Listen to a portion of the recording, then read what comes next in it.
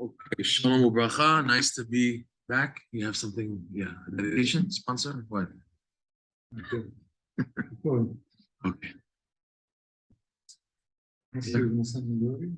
I'll send you. Okay, Be'ezer Hashem, the class tonight will be two parts. We're gonna first go through a summary of one of Rabbeinu's most amazing lessons, lesson 24 of the Likutei Moharan, and the very specific points that Rav Nosson develops as such a key for communication. That's the idea of the shir tonight. And then the follow-up, which is the goal, is a presentation for, I guess, the first time you'll probably hear this. It's called the 40-day challenge. Okay? 40-day challenge in Rabbi Nachman's lesson 24. Okay, first we want to give a setup of how this lesson works. Okay? This lesson, by the way, 24, was given in the middle of the summer, about the year 1803, 1804. And it was a spontaneous Shabbos that the Breslovers came to be by Rabbeinu in Breslov. And it wasn't one of the fixed times that he spoke. And on Shabbos day, he was speaking with Friday night, he was speaking with such intensity, no one understood what he was saying. It was on fire, so much so that he covered his face with a patchele, with a mitpachat, with a cloth, and Rav Nosson, handkerchief, and where Rav Nosson peeked on the back, and Rabbeinu's face was on fire. Okay, it was a Torah of Hitlahavut. And only after that it's a Lashon Rabbeinu Torah, which means that it's word for word from the Rebbe. It wasn't like the other Torahs where Rav Nosson heard it, he wrote it down and gave it to Rabbeinu for his approval, for his askama. This is word for word from Rabbeinu, this Torah. Okay? Rav Nosson in Likutei Halachot, he invests so much on this Torah. The 2 points that come out, which we're going tonight, is the point of the Simcha. Okay, we spoke about it last time we were on the Simcha, we went into it. How powerful and how necessary is Simcha. And the follow-up of the Simcha is this concept of knowing the integration between emotion and intellect in knowing how to have relationships with people. This is especially in Shalom Bayit, by the way. It's the main place that this is going to take place. Rav Nosson himself opens this up in the Likutei Halachot. It's called Hilchot Ishut Halacha Dalet, which is the laws of marriage. Rav Nosson goes into the whole secret of marriage. But the bottom line is a balance of emotion versus intellect. How Rabbeinu explains it in this lesson is fascinating. It's a new world. And again, if psychologists were to see this and how it's developed by Rabbeinu, they would throw everything in the garbage and invest in Rabbeinu's derech of davening and learning and working with the eitzot and the healing of the tzaddik. Just to recap an important point in Chayei Moharan, that Rabbeinu says like this: before an outstanding tzaddik comes down to this world, it's possible to serve Hashem with the standard Torah tradition of Judaism and Yiddishkeit and Torah that's passed down midor ledor, even in Galut. However, once Hashem opens the doors and allows a big neshama, like Arya Kadosh, the Baal Shem Tov, v'chule, to come to the world, it becomes now, this is Rabbeinu's wording in Chayei Moharan, impossible to serve Hashem without that tzaddik. The Bir Likutim, it's a deep commentary on Likutei Moharan, he explains that why is this? This is for the sake of zeh le'umat zeh, for free will to exist. If now such a kedusha comes down to the world, there has to come a corresponding tuma, impurity, darkness, choshech, that it's impossible to be saved from this except through this light of the tzaddik. So this explains the crazy things people are going through today, literally crazy, especially with the internet and the technology and what people are going through, crazy things. You never, what we say, if our grandparents heard what we're going through, they would flip out. The crazy nisyonot going through today. Why? Because matching the light of tzaddikim that are available, that are here, there's such a tuma, it forces people to pursue, or people will get sunken in Yeush and just forget about it and they say, give up and not knowing what to do, or a person will seek a refuah and eventually come across the right address, which is the tzaddikim. Some people take a long time, but other people with the sincerity, 50,000. Yeah. Okay, let's continue then. So with this in mind, look at the refuah found in this lesson. We should be zocher to express it clearly and to see the unbelievable benefit of these ideas in daily life, Bezat Hashem, the challenges of daily life, Bezat Hashem. So Rabbeinu starts the lesson like this. He says like this, that the starting point of every Jew, whether it's on a daily basis, whether it's in life, okay, or whether it's in periods of the year, like this month, like now there's a new period called Elul, Zman Elul, okay, or winter, summer, there's different what's it called, coordinates and gear shifts in a person's life. If it's daily, if it's monthly, if it's in his life itself, in his adulthood, his younghood, his middle agehood, his 20s, his 30s, the beginning point is always in darkness. Just like the day starts, okay? The Jewish day starts night first, and then day. That's how it is. We start off in a disposition, in the wrong position, not wrong, but in a difficult position of darkness, okay? This is the place we start off. What is the darkness we start off in? That we have a challenge to try to connect to Hashem in the darkness. This is done through mitzvot. Mitzvot is our key to connect the darkness of this world to Hashem.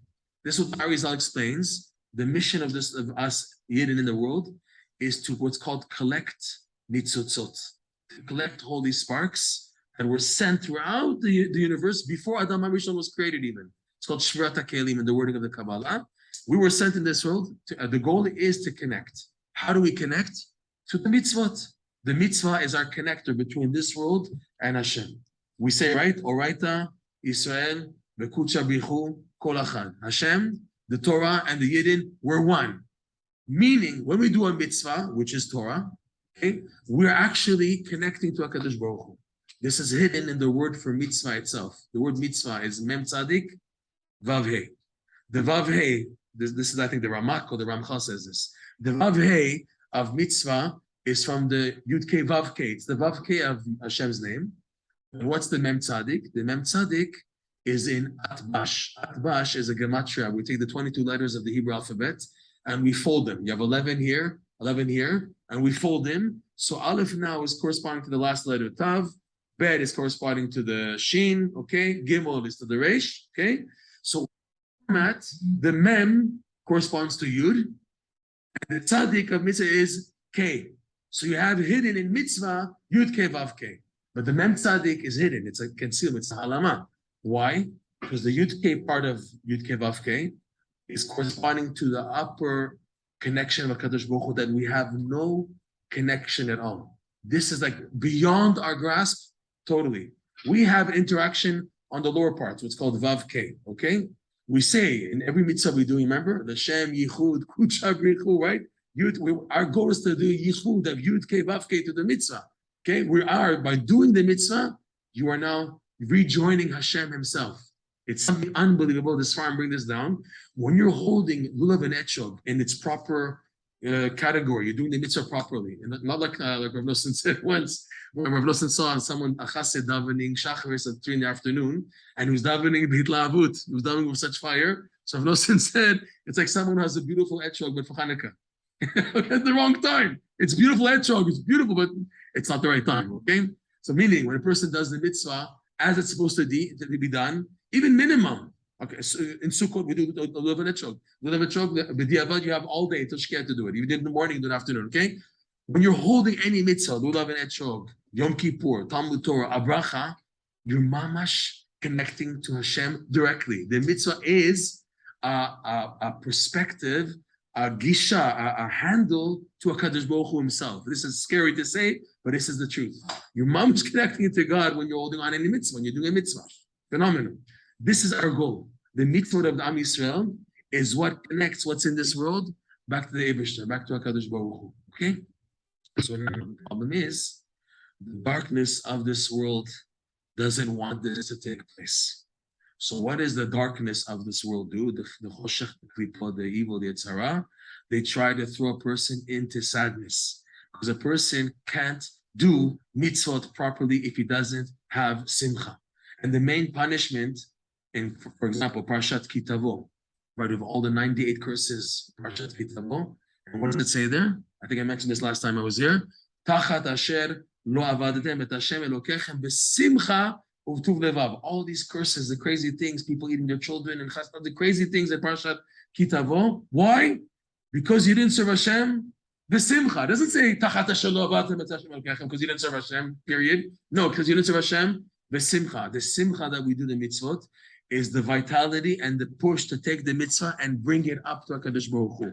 Because of that, the Yetzer Hara, his goal and job is to break a person's morale. Rav Nosson says it's phenomenal when you think about it. Everything happening in your life, all the tests and challenges, and he's going through some issues and everything that they categorize us and what we go through in life, everything is to make you feel bad about your situation.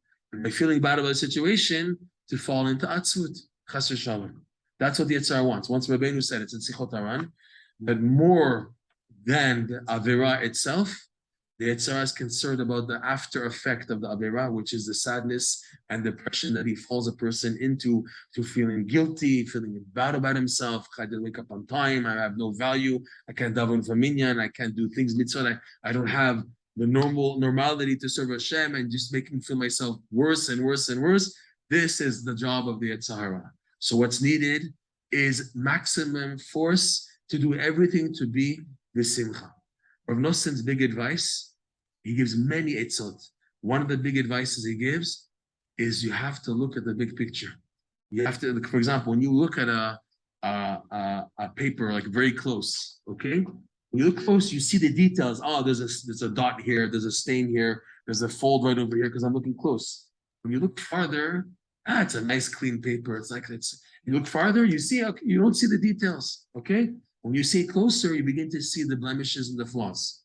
So Nosson says, when you look at life, if you look at the tachlit, you look at the very end, where and when everything will be set right.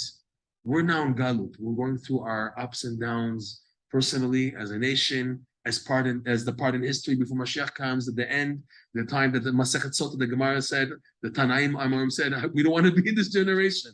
We're in this time now, okay? It's part of a big picture where after Mashiach comes, Tchet Metim, everything's going to be set right.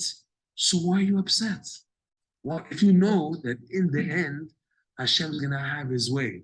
The evil people we pushed off, and Am Yisrael will be lifted up, and everything I went through will be a kapara and atonement, and I will be Hayinu Semechim, Ki B'Simcha Tetzeu, all the psukim of happiness. So if you look at the big picture, why are you so tzibrochim? Why are you so upside down? If you know in the end, Hashem's going to have his way. I heard a story of a mother and a daughter. They went through the whole Holocaust together, and they survived everything. And her secret, when they asked her, what did you do? She said, I was always laughing. The Gestapo came, they took him on the train, and she was crying. The mother was laughing. They didn't touch her. Like, what is this lady? And she's laughing. And they said, why are you laughing? He said, because I saw the big picture that Hashem's going to have his way. There's going to be nekama for the goyim, right? We're laughing because people, when it's what's called short-lived and short perspective situations, for sure everything is sad. You look here and here and look at the details. It's like, for example, a parent who so wants the children to turn out good, so he looks at everything like this, right?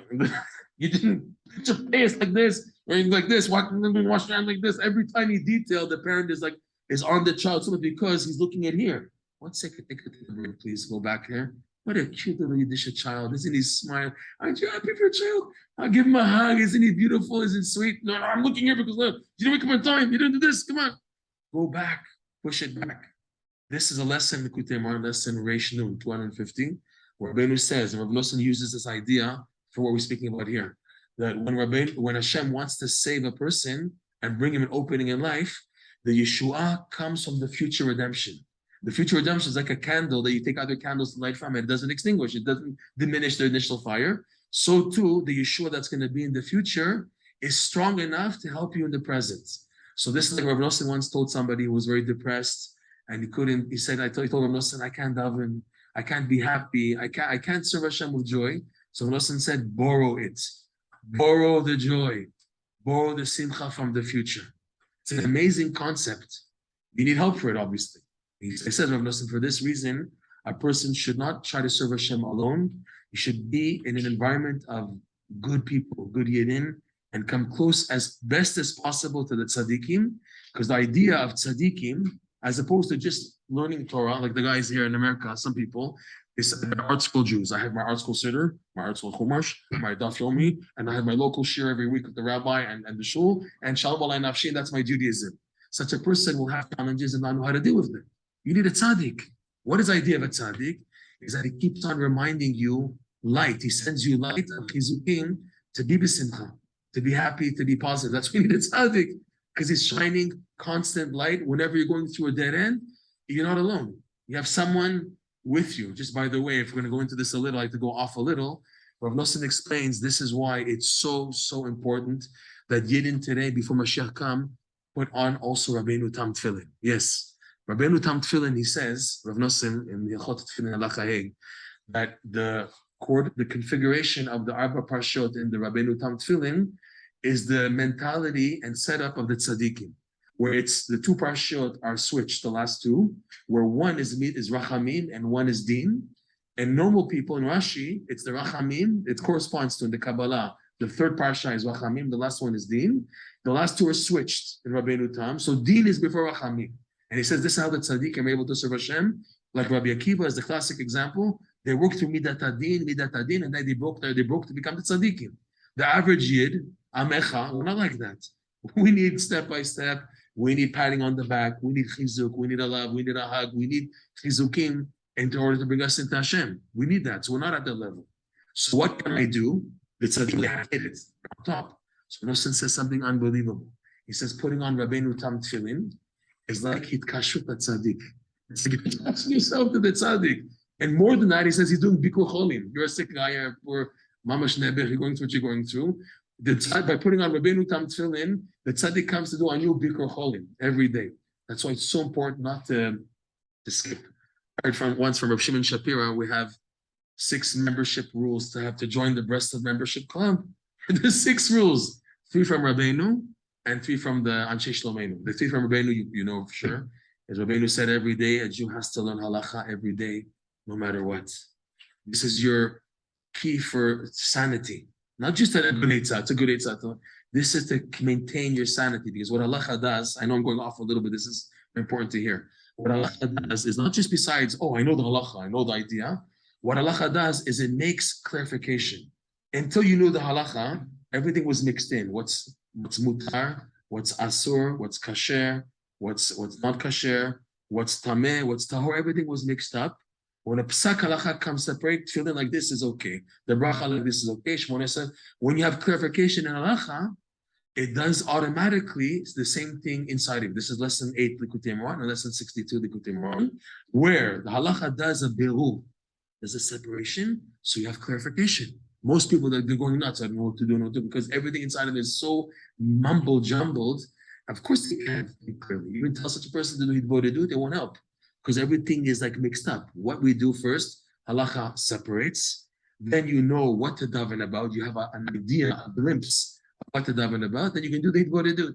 So stage 1 is halacha every day, no matter what. Even on Yom Kippur, even on Tisha B'Av, the day doesn't finish, Shkia doesn't take place until I learn the 2 halacha for my life saving. This is my life support system. This is for me, for survival. Not just to know the halacha. I have my son on halacha. Fine, you're doing it, but what it's doing is healing. It's a refuah. It's a refuah. If we go beyond, in lesson 54, Rabbeinu says that the clarification of the medameh, the distorted imagination, is learning halacha. And it could be very well that people today who have all types of psychological upside down things, if the advice of learning halacha was inculcated in these people, they would probably be very much healed. 90% of the healing would take place already by just getting them to learn halacha every day. All these, you have these people coming to Rabbanim, all types of questions, and we ask them, do you learn halacha? No, I don't know halacha. Well, start learning halacha for your refuah. Not just to know the halacha, but for your refuah. It's a cleansing, it's a birur. This is number 1 that Rabbeinu said. Number 2 is hitbodedut every day, no matter what. Okay, if it's an hour or not, that's another thing. But to make that connection with God, whatever you can do. Start with 5 minutes, start with 10 minutes, but make that kesher. All this is for your sanity also, for your health of the neshama. Because once you do halacha, and then you have an idea what to daven, then you have to do it. You have to express it. If you keep it in and just swallow what you're going through, it's just going to blow up inside afterwards. This is the Eitzav Hitbodedut. And number 3 is the idea of traveling to a tzaddik on Rosh Hashanah.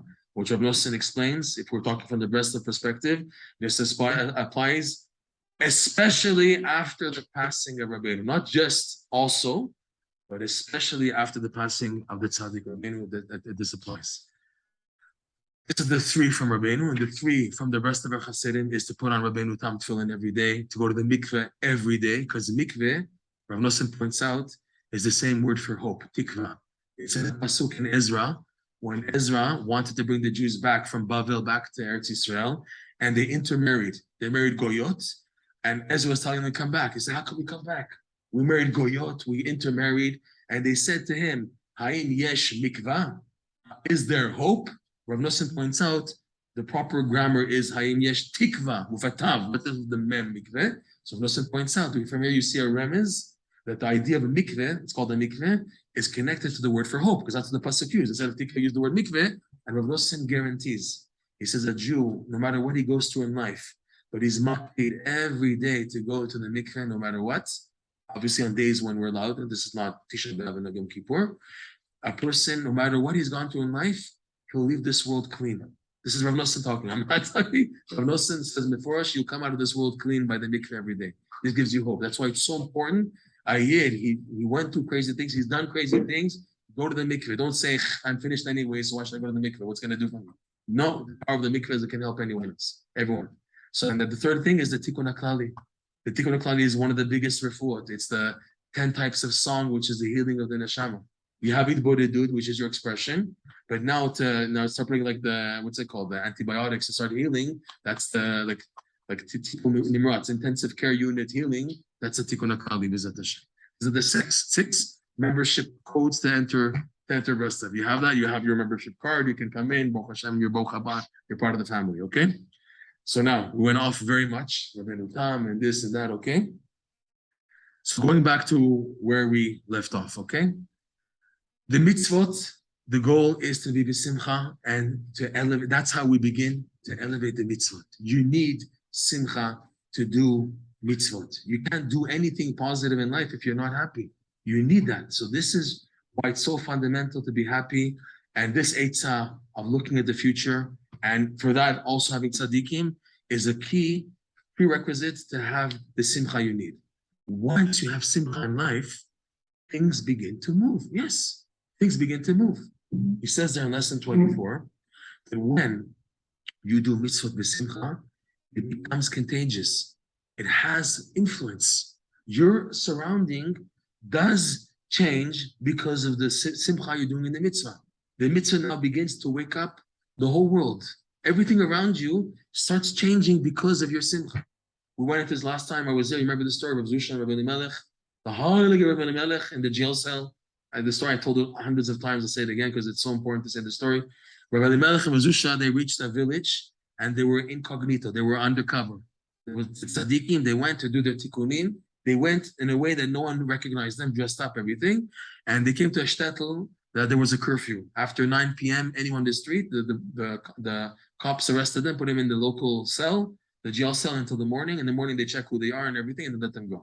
So they reached 8:45, they reached the village, and they didn't have time to prepare the achsanya, where they're going to stay, where they're going to sleep. At 9 p.m., they're on the streets. The police see them, they take Rav Zusha, they know who they are. They put them in the jail cell. There was a big room with tons of mattresses around, and the toilet, the bathroom was in the middle of the room. That means you can't daven, you can't do anything because of the smell, and it's a graf shel re'i, according to halacha. And the room was filled of goyim and yidden, Sebrochen mentioned, and everyone was upside down, innocent people, real criminals. And Rabbi Elimelech also was broken. And it's not fitting for a tzaddik Rabbi Elimelech to be so broken. What is this? Rabbi Zusha went up to him, he said, my brother, Zusha was older, right? He said to Rabbi Elimelech, hey, what's wrong? You're not happy? You're not happy? So what do you want from me? It's like Gehinam here. It's worse than Gehinam. I can't daven.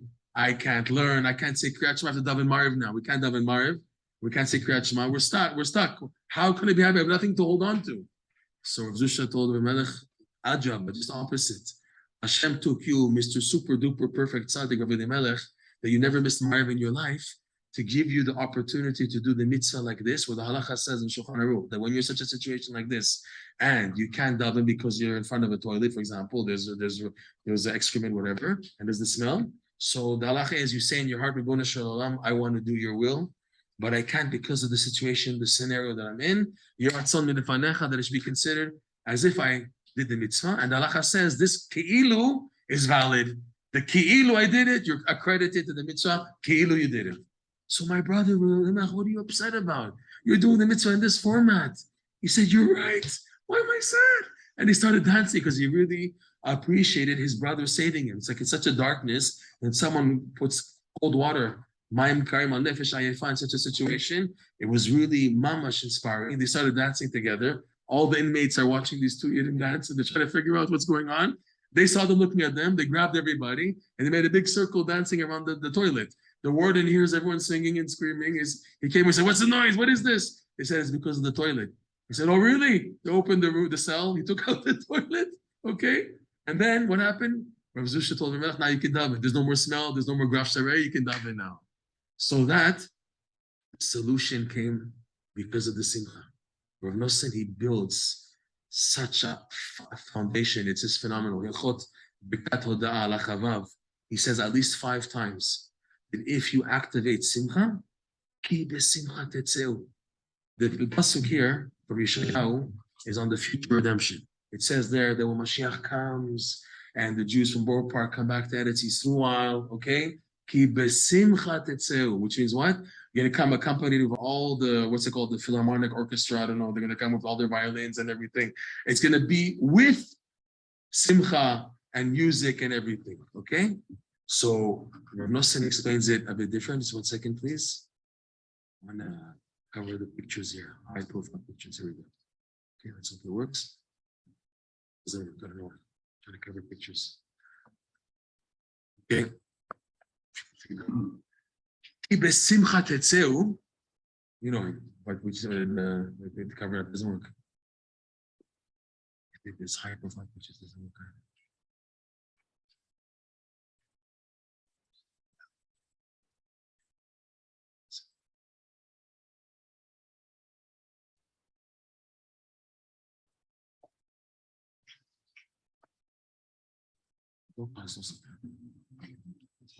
We'll leave it on like this. Okay, fine. So Rav Nosson explains like this: that through joy, through the pshat of the pasuk is you will with joy, and Rav Nosson explains it like this: Ki besimcha, through the joy tetzeu, you get out of what? Get out of what? Out of anything. Rav Nosson, he says it 4 or 5 times. You can see for yourself, Birkat Todah Lachavav, that the Eitzah of Simcha is so strong when you're stuck and there's no solution. Like in the case of the Melech Zush, there was no solution. What created the solution was their dancing. And then who would have imagined the warden would take out the bathroom and then they can daven now?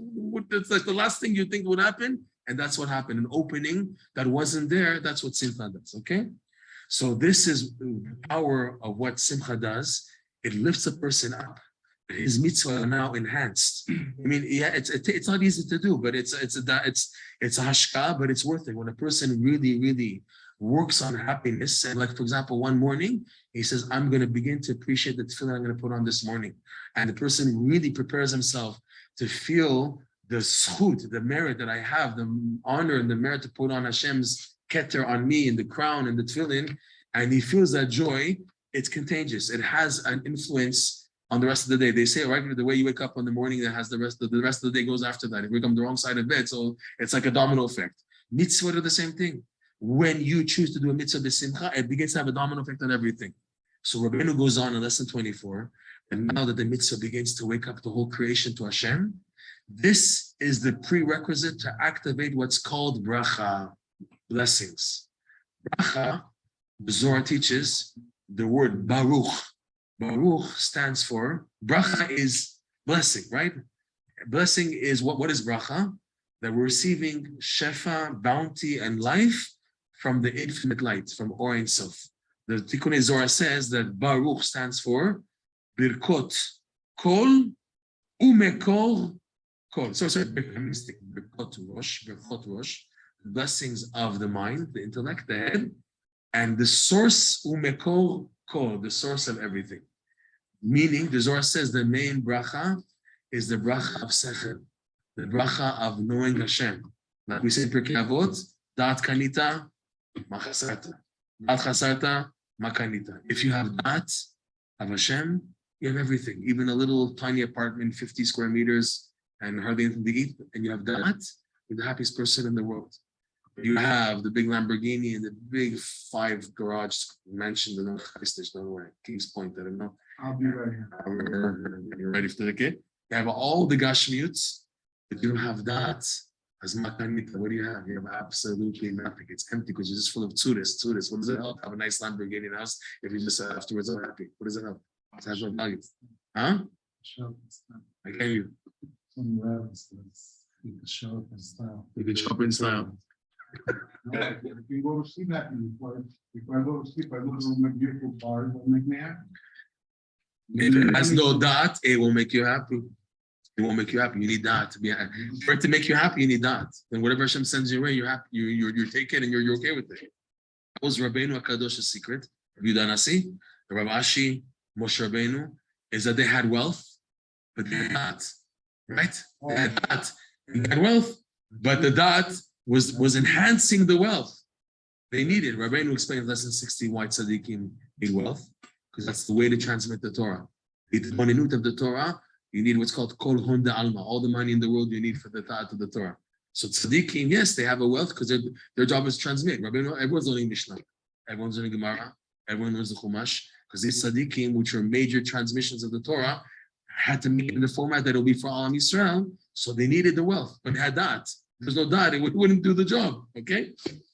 So also in our case, the main bracha has da'at inside it. When you have da'at, that's the key for everything. To aim for the sechel, because bichlal matayim manev, in 200 you have 100, the Gemara says. If you aim for the goal there, automatically you have the tiny things, everything fits in. Okay, so this is the main bracha activated through a mitzvah. Through doing a mitzvah b'simcha, you get bracha. The result of this bracha is that when we get to the topic here, we're going to get to where we have to get to. Look how long it took to get there. Okay? What happens is when a person now reaches this high level, he's now going up, up, and up, and up. If he continues going up, he'll disintegrate. The way of a person is when he sees light in life, he drops everything and runs to it. The classic example is Har Sinai. Har Sinai, Hashem told Moshe Rabbeinu twice, Hagbel et Ahar. You have to put a fence around Har Sinai. Why? Because Rashi says there, when the Jews see the intensity of Hashem's revelation, they said, just forget everything. Oh my God, and they start running to Hashem. So Hashem warned Moshe, you have to make a fence around it. And he warned them a second time. And Moshe said, but you already warned us. He says, still, you have to warn us. You have to warn them a second time because they're going to forget it. Okay? This is how it is. When a Jew has light shining, the nature of a person is to go full force. Okay? Anytime you see light, it's a shining of the infinite light. You see this in the gematria of Ol. Ol is what? Aleph is 1, 6 and 7, 207 is the exact same gematria as Ein Sof. Ein Sof, Aleph, 1, 10, 50, 60, 6, 80, 207. Meaning what? This is everybody.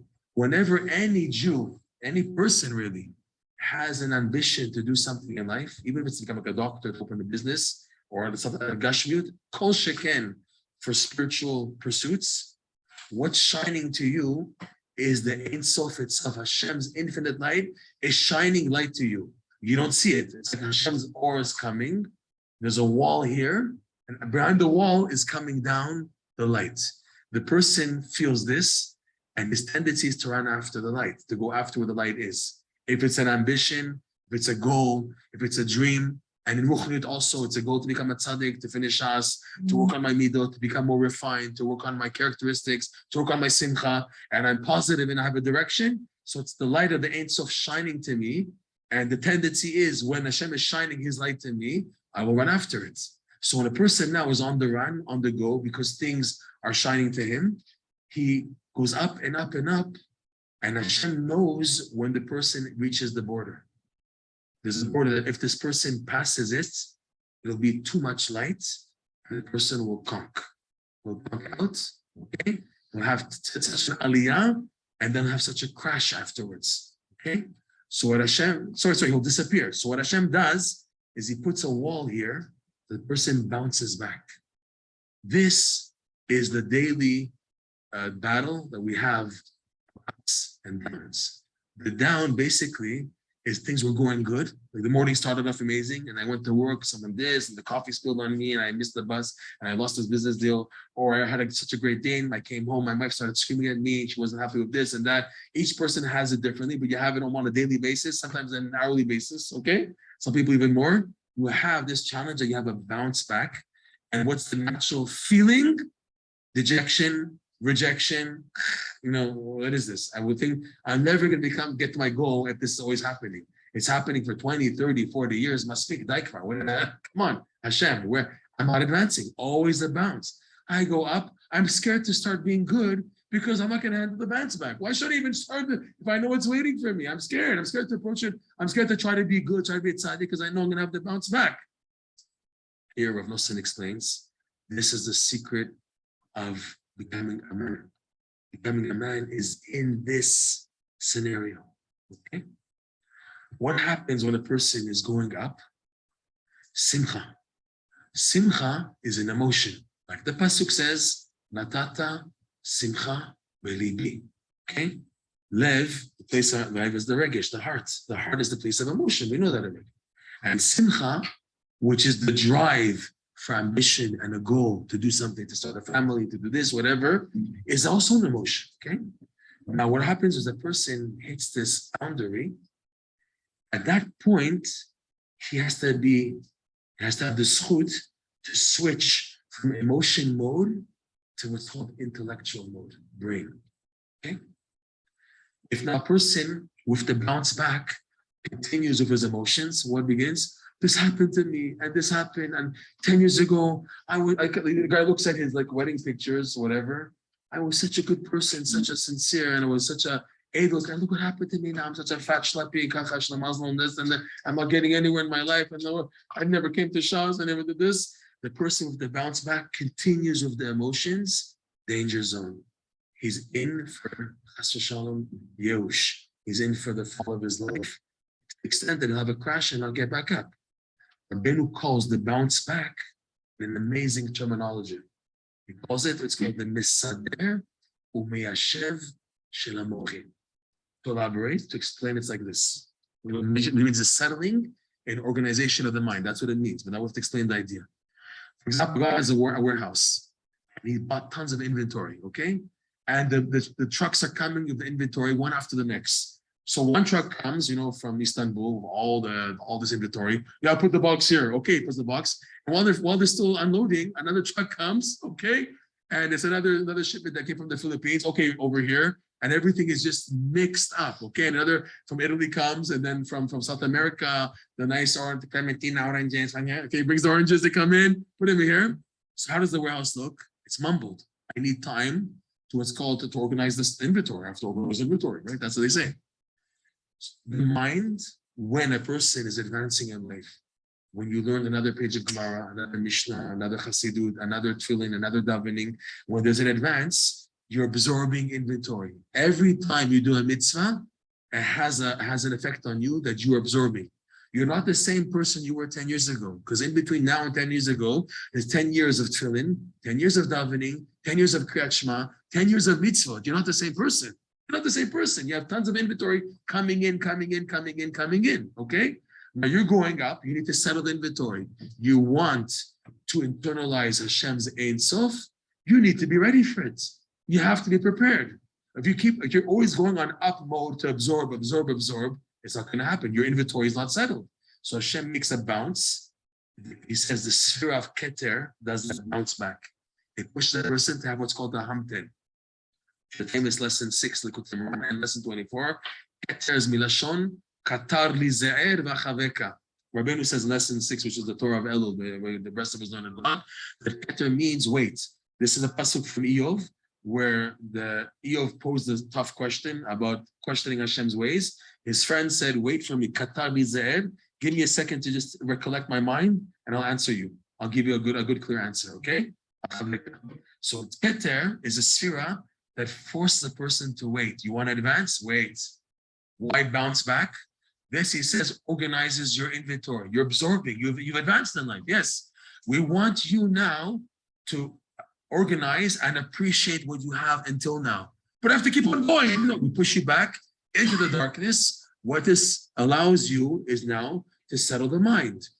Okay, which means now, if I continue on emotion mode, it's not going to happen. I have to now switch to now examine the inventory. No emotions. No emotions. Bounce back. No emotions. Just sechel. Because if you continue emotions, you're going to feel guilty. You're going to feel depressed. You're going to feel bad because they pushed you back. But they pushed you back to build you have to fix it, you have to settle yourself. He says, Rabbeinu, in lesson 24, when this bounce back that takes place, you create what's called 9 chambers. What are these 9 chambers? The way a human mind works is there's 3 sections called Chokhmah, Bina, Da'at. Every Jew, every human being in their daily living, there are times you use what's called the faculty of Chokhmah, the faculty of Bina, and the faculty of Da'at. Chokhmah is, there's a new piece of information coming into your life. The Bina assesses it. Lavin, I have to understand, okay, what does this mean to me, what I do? And that is the conclusion, what you're going to do. This takes place, for example, you get a phone call, okay, they only have this type of soap, should I buy the other one? So the information came your way. Now you have to use Bina to assess, 1 second, the last time it made me itchy, and I thought, should I buy it or not? And then the dad said, okay, yeah, I can buy it or no, I don't want it. That's like on a gush, that's on a very physical level. Ruchniut also, every time to make a decision, okay, I want to invest money to buy a house now in Eretz Yisrael, should I buy one in Boro Park? You have now, the wisdom comes your way of an opportunity, that's an idea, a logic, and then the Bina is to assess it, to see if it fits in, and the dot makes the conclusions. Everyone has it, okay? So when you're going up and up and up with your dot, but I'm now in emotion mode because I'm happy, I did mitzvot and I'm going up and it's a high, it's light. Light is an emotion also. So it's always is an emotion. So when this bounce pushes me back, the chokhmah bin adat, they get mixed up now because the inventory is mixed up. My inventory that I brought in, everything's mumbled and jumbled. There's chokhmah here, bina there, dat, but it has to be now organized. So the bounce back forces the 3 to be mixed, but now in a configured, it's miyashev u'mesader. Rabbeinu's wording is amazing. Settling and calming of the mind. Take a break. Take a break. But take a break. I'm advancing. Everything was great. Take a break. Back in the darkness. Why? What is this? Because this is going to build you. Nothing else in your life will build you. You want to experience the infinite light? You want to pursue the light and have it inside of you, something which is impossible to perceive and yet be able to perceive it. 2 opposites in one. Accept and bounce back, but be intellectual now. Don't be in emotion mode because it won't work out. Okay? This, Rabbeinu says, if you master this, when you hear this, you're going to say to yourself, who can do this? I see my daily challenges. How many times I blow up in one day? Where am I holding? You know, I'm emotion. It takes work. This is the level of the tzaddikim, obviously, but this is the goal for every single Jew on a personal level. The more you work on it, the more you daven about it, the more you believe in this system, the more you begin to remember, hey, before I just crack and blow up, I remember this idea. Let me just take it easy again to remember the intellectual mode. Now it's intellectual mode, no emotions right now. They push me back. Now, in order to think, I have to think. You know, like we see many people when they have like a trauma, they go blank because they're all emotion. So when the trauma hit them, they stayed in the emotion. They're like, I can't think straight. I can't think what to do. I need someone outside. Someone who's in jail can't free himself. I need a friend to give me good advice because he can think clearly. I'm in the traumatic panic situation, so I can't think clearly because I'm just all emotion. What Rabbeinu is teaching us, he's training every Jew to be super duper calm. I'm just remembering a story. This book just came out. I have to bring it up. This beautiful book will be available hopefully next week in 2 weeks. This amazing person, Rabbi Rosenfeld, there's an amazing story here how people were with him. One of the things they noticed about him is that when, for example, he liked to drive. He never accepted a lift from anybody unless he was the driver. He says, you can get a lift, but I want to drive. So sometimes it happened, he turned by accident like to a dangerous neighborhood in Harlem or whatever, made a wrong turn. And they noticed they never saw him like blow up. He was able to maintain cool intellect and think clearly in situations. That's when you're that's a ma'ala. but that's a goal, and it's possible, it's tangible, it's within reach. It's such a bracha, the person can maintain cool. You know, that's unbelievable. That a person can know when to be in emotional mode and when to be intellectual mode. And most people, it's the opposite. You know, they use intellectual when you're supposed to be emotional. You're like davening, for example, is supposed to be an emotional avodah. People want intellect. So you have many people while they're davening, they have to open the sefer. They're looking in the sefer. They need the intellect and it's emotion time. I can. And then when they're supposed to maf'il, to work the intellect, oh my God, what's another? They go to the emotion mode. They switch exactly. It has to be reversed. There's a time for emotion to grow. Simcha, mitzvah, that's emotion. And then they hit back when most people are emotion, you're supposed to be intellectual to be the brain. Okay? Rabbeinu teaches here, and Rav Nosson goes into this, you maintain this balance, you make it. If now you don't blow up, you don't allow the bounce back to let you explode, which is that's the case, you'll just crash, and you maintain cool intellect, you create these 9 vessels, which then serve as a vessel to perceive the infinite light, which means you begin to understand things in life that even if you learn Shas and Poskim a million years, you wouldn't get these ideas. It comes through this experience of what's called Redifa and Ma'akiv, running and then being pushed back. Every Jew, no matter what, experiences it. Most people brush it off, but when it happens to a person, it's your opportunity. Hashem is calling you, that He knows you have a potential to reach a level of who you really are, your real self, Bezat Hashem. That's why it's happening. Hashem only tests someone who He knows has a potential. If you're a nobody, Hashem won't test you. The famous analogy, right, in hospital, beep, beep, beep, beep, the person is going through Redifa Me'akev, that's what Nosson calls it, up and down, and then, okay, the Hashem, He loves me, He's putting to these tests. Most people, they think, why does Hashem hate me so much? Why are you putting all this garbage? Just opposite, your perspective is totally wrong. It's Hashem knows you're not just a street cleaner, you're not just a nobody, a hobo, and a janitor for bathrooms. You have something that other people don't have. That's why you're going through this. Hashem wants to build you. How are you taking what you're going through? Are you intellectual at the time you have to be intellectual, or are you emotional? That's the key now, okay? This is what Rabbeinu portrays and gives in the Likutei Moharan lesson 24. Rav Nosson, as an extension, he says that this is the whole secret of marriage, by the way. Okay? The wife, she is the man's biggest keter, biggest crown, biggest bounce back. It's hinted in a pasuk from Mishlei, Eshet Chayil, Ateret Ba'ala. You know, there's 2 pasukim, Eshet Chayil Mi'imtza, what we say in the last chapter from Mishlei, and there's another pasuk, Eshet Chayil, Ateret Ba'ala. The wife of valor, she's the crown, Atara. She's the crown of her husband. Meaning what? It's the wife's job to put the man on the bounce back. So now, when that happens, the trick of the man is to maintain intellect and not emotion. That's the trick. That's where most marriages fall, by the way, is at that point. And instead of using the intellect, I use my emotion. You're supposed to use the intellect, not the emotion. She's emotion, yes, because that's her job, to push you back. I don't care how she is and everything. That doesn't matter. She's a keter. Pasuk says, her job is just when the brakes have to be put, Hashem sends her ding, ding, ding, ding, like antennas to push you on the brake back. Your attitude now will determine everything in the follow-up. She's here to help you to reach the Ein Sof now. This Hashem sent it that way. And now, if you take it intellectually, a practical example of this, for example, the man comes home, right? He comes late. You said you'd be home in 20 minutes, right? And starts screaming and this and that. And she goes, the whole thing, you've been divorced and your parents and it's got the team, I don't know, everything over there. So the man, he hears all this, for example, and he says, I just want to make sure I understood you correctly. Let's say over what you said. What are you talking about? You finished screaming? No. She keeps on screaming. You finished now? No. You keep on screaming. After like 4 times, you finished? Yeah. What do you want to say? Well, I just want to assess what you said. Can I just say over what you said, please? And the man starts to A, B, C, D. Is this correct? Yes, yeah. I understand you totally. I can relate to what you're saying. The man, he listens to, he begins to express what she's saying out of emotion. He now expresses it just with the intellect. You said A, B, C, D, E, F, G, right? It's a lot of work, obviously. The Rabbeinu in this lesson gives the key for that. Okay? And then when she sees that he's not emotion. She stops her shooting her guns or pistols. There's no need because he didn't go up. The test was to see if he's going to be emotional or intellectual.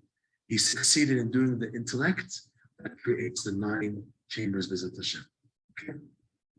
Unbelievable. This Rabbeinu reveals in lesson 24. Rabbi Yosef takes the Kutanachot and he shows how this applies throughout life. This is one example of marriage. It also applies in business. We're friends. People, people online in the bus and the restaurant, and this guy pushes me and he starts screaming at me.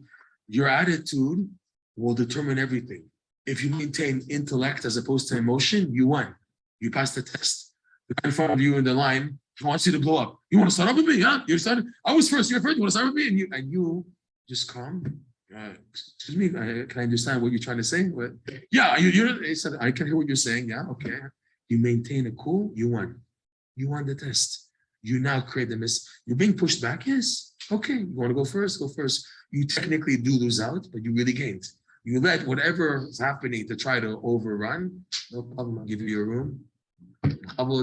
You let the situation run over you, but they didn't run over you. They take over you. You've maintained the calm while everyone else is exploding. The situation is exploding. You maintain the calm. You won.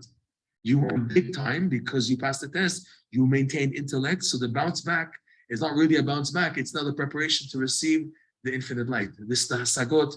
Rav Nosson explains the infinite light is all these things you begin to understand through life that no one can tell you about. That's kol chad kfum ma dimsha'er belibe. Right on the pasuk noda b'sha'arim ba'ala, the Zohar says each person according to how they understand in their heart. There's a level of intellect that you can't be taught from a rebbe, from a teacher, from a book.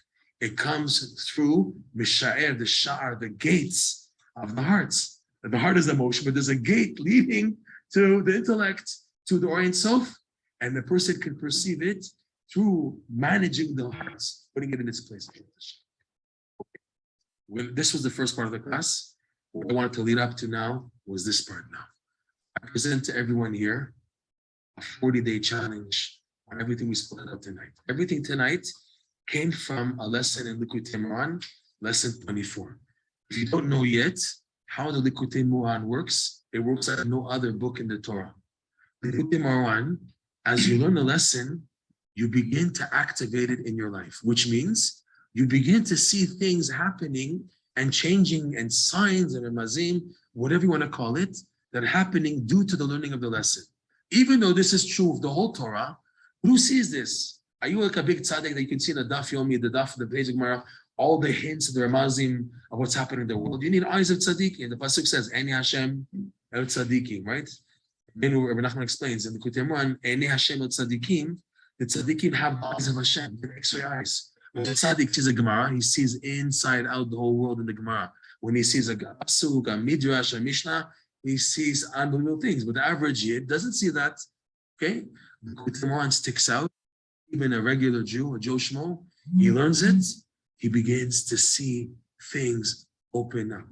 But what we do? Okay, so what? I need to see things.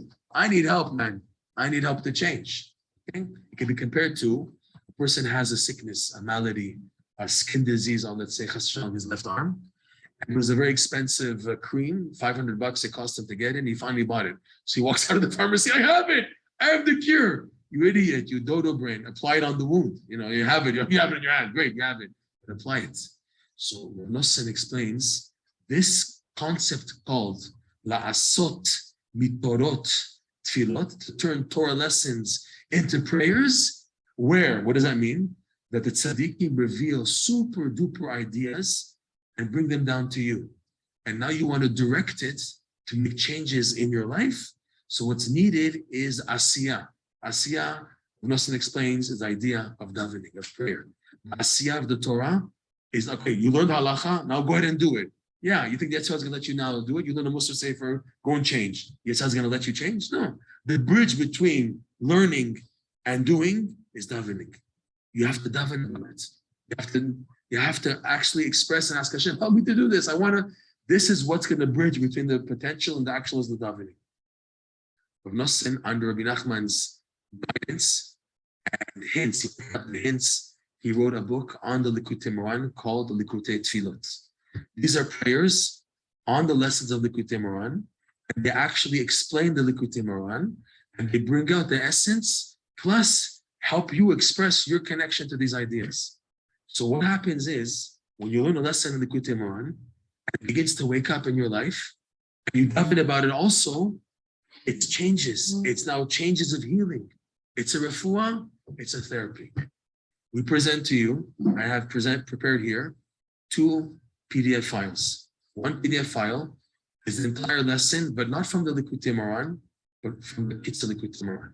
The Kitzur Likutei Moharan is under Rabbi Nachman's instructions. He told Rav Nosson, I want you to organize now all the points that come out of every lesson in the Likutei Moharan. Since the Likutei Moharan is a deep book, because Rabbi Nachman, when he says an idea, he brings psukim, he brings Zohar, he brings Midrash, he expects you to know everything. And when you're learning the Likutei Moharan, you can get lost, you can forget why you're learning it. You can learn it as a learning, and then you get into it, but the goal is to change. So Rabbi Nachman knew that. He instructed Rav Nosson, you have to make an abridged version where it's all the points. It's so powerful, even the abridged Likutei Moharan, learning about the ideas, activates them. One of the 8, there's 18 rules in learning Likutei Moharan, by the way. That's on the side. I don't want to go into much about it. But it's when you learn these Torahs, they begin to change you. They begin to awaken. Okay? So I have a PDF with this entire lesson, also in English, Lashon HaKodesh and English, and the entire prayer, Rav Nosson, and its translation, and a second PDF file of a 40-day challenge. Why 40? 40 is very simple. We saw last week's parasha. Moshe went up, Arba'im Yom, Arba'im Laila, Lechem Lo Achalti.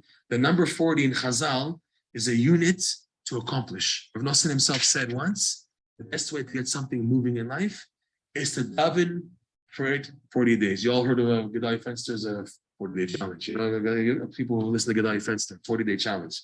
It comes from Rav Nosson, it comes from the Torah. 40 days is a unit that you can see clarity. Did I see a change? Did I see enough change? I want to continue. So it's a challenge for all of you.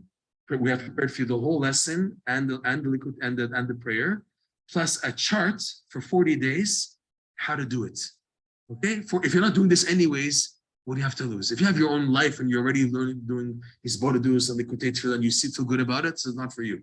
If now you feel you can do, you need this can help you a lot. This idea of the balance of the intellect and the emotions and the simcha, and you really want this in your life, consider, here we're starting Rosh Chodesh Elul Sunday, 40 days till Yom Kippur. Consider a 40-day challenge with the Yamim Noaim to help you into it, to activate it every day until on Yom Kippur you can see a change. So Yiratzon, B'ezrat Hashem, we should be Mekayim Zayin. Consider seriously the power of the Rebbe. If you see this in your life changing, this is a bomb. If this can spread in the world, this can possibly help so many people come back. This light of Rabbi Nachman, which is not just for certain people, but it's for everybody. If it can be spread in this format as a therapy, it can bring back the whole world, B'ezrat Hashem. People can wake up and see how the Rebbe and his teachings are healing for any scenario, and you don't need to run elsewhere to find a solution. Everything is here already, B'ezrat Hashem. To believe in this, contact me. Whatever, people are listening online, so I have to mention this. It's or by email. So email is Breslov Therapy, BRESLOV, therapy@gmail.com, or by WhatsApp. WhatsApp, it's an American number, 732-800-1863. B'ezrat Hashem, we should be zochet to feel Rabbeinu's light in our life, and B'ezrat Hashem become better people.